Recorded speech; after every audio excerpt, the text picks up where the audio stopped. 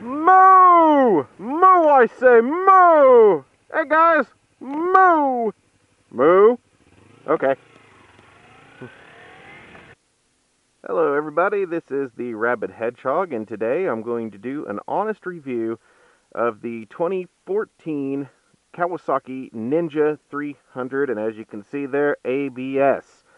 This is the second bike I ever owned, and it is the first sport bike type I've ever owned. The other couple have been Harley Davidsons. The first one I ever owned was a Harley Davidson 883 Sportster. And, you know, that one was alright, but I kind of grew out of that one pretty quick, so went ahead and took care of that one, traded it in, got the 1200 that I've got now, but I decided to keep this little guy around because, hey, it's liquid cooled, B, it gets 70-some to the gallon, so I can't complain about it. The Kawasaki Ninja is a great little bike. I have to say that it does everything that I want it to do. Very, very good looking on the eyes. It looks like its older brother, the ZX14R, and other Kawasaki models that are a little bit bigger. As you can see here, the dashboard is very clean, very easy to read. You know, I like the lights that it's got. It has a digital speedometer, analog tachometer. It has the neutral light, ABS, turn signals, oil, and check engine and everything like that. It's very easy to read, very good for beginners. Another cool thing about this bike is that it also has hooks right here on both sides for tie downs. The pillion seat here is removable by this little hidden key deal here. Unveils a little bit of a extra spot here for stuff. About the only thing you can get in here is like your cell phone or your gloves are not moving, and it contains your plug-ins for diagnostics and toolbox and everything like that. So it's kind of a nice little thing that it comes with, and also has helmet tie downs right there. I do love the maintenance portion of it. It does have one single deal for the transmission and the engine oil, one single drain plug. So that's the great thing about the maintenance. Really easy spin on, spin off oil filter, very easy to maintain, and you know, the best thing that you can do is ride it. I have to kind of show you how this thing starts up here. So we'll go ahead and get on it here. And as you can see, it'll do a self-check. You can see all the lights come on there. And, you know, what I do like about this bike is it's highly flickable, very light. You can go left, right. Mirrors are very good visibility. All in all, the grips are really good. Brake response system's really good, and the clutch is in a really good spot. So, you know, like I said, this is going to be an honest review, and about the only thing we can do now is ride it. So let's go ahead and do that real quick.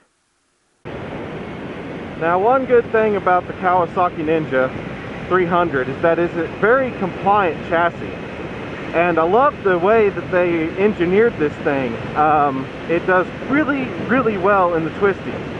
Unfortunately, you know, in this area, there's not too terribly many, but, you know, it is what it is around here. You can get them going around, like I said, go to eastern Oklahoma, and this thing's just a blast to drive through them, but, you know, the compliant chassis this thing has, even at speed, is just amazing. Very good feel, very great bike. You know, and I gotta be honest, you know, this bike is far from perfect. For what it's worth, as a 300 and an entry-level bike, it's got great power, it holds highway speed just fine, even with a passenger. Not only that, it's great fuel economy. So even if you are an experienced rider, there are very, very many points to go ahead and buy this bike, because you can ride this bike to the limit and have a lot more fun than taking out your much faster super sport bike or leader bike and not be able to use it at all. That is the brilliance about this bike, is you can use this bike to its potential. There are some qualms with it. After so many miles, the seat is terrible. It does kind of wear on you very quickly. Another thing is the vibration you get from the little parallel twin that's in this bike. although it is an advantage to me over the 300 CBR Honda, I still believe that it vibrates quite a bit. I know they took care of a lot of it by doing the rubber engine mounting and everything like that, but it doesn't take care of everything. It takes care of a good majority. So recommend bar ends for it. I recommend possibly even putting some rubberized foot pads back on it. That way it can absorb some of those vibrations.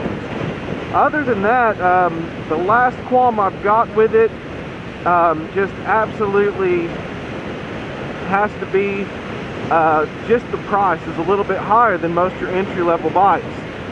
For somebody just getting into the bikes, definitely looking at Honda CBRs where they're about $6,000 or so.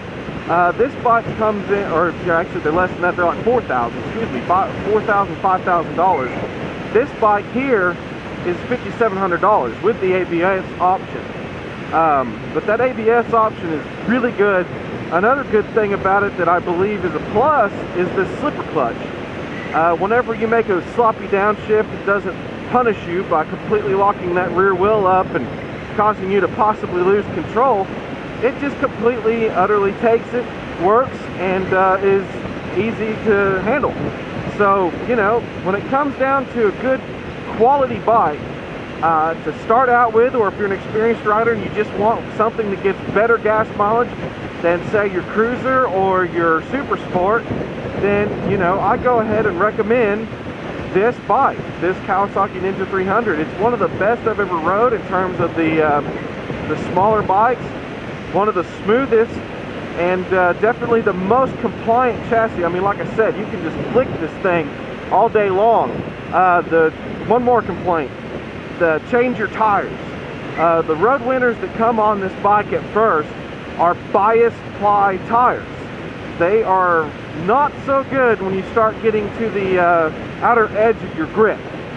So you really want to switch out to a radial tire. That way you have better grip, better performance out of your tires. And that way you can do some turns a little bit sharper. At this current stage, not that sharp for me, but you know, still a great bike. Still kind of beats everything else. So the next bike I'm going to look for to try to do a review on will be the Honda CBR 300, because I definitely want to compare the Honda CBR 300 in its single cylinder formation over the parallel twin of this Kawasaki. The Kawasaki, like I said, great bike, but just a little bit needs a little bit more refinement, I think. Other than that, I believe Kawasaki did a great job of upgrading the 250 and making it into the compliant chassis that is this 300. I think that they absolutely dominate the sport bike market, and you know, everything looks good. So anyway, this has been an honest review of the Kawasaki Ninja 300, and this is Rabid Hedgehog signing out. Have a good one, everybody.